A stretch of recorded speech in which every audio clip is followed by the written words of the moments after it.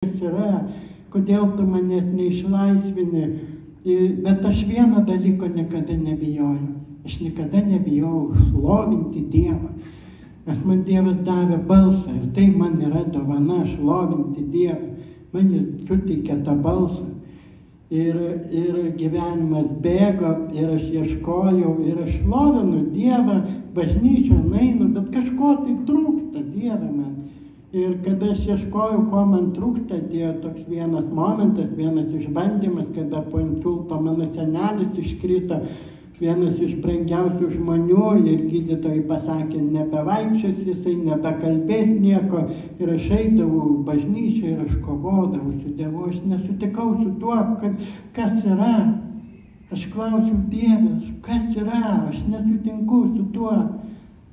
Bet mano krikšto mama pakvietė į Trakus pasisvečiuoti ir aš išėjau pasivaikščioti, užėjau bažnyčią, tenai kažkokios vestuvės buvo, žmonės laimingi, o man liūdna.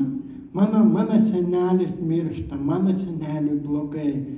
Ir aš toje bažnyčioje gavau iš Dievo supratimą, paleisk jį. Aš tau jį dovanojau, o dabar tu jį paleisk man. Mano rankas patikėk savo senelį. Ir aš išėjau iš tos bažnyčios, aš mačiau kitokį dangų visai. Ir kitą dieną Viešpats pasišaukė mano senelį iš šio pasaulio.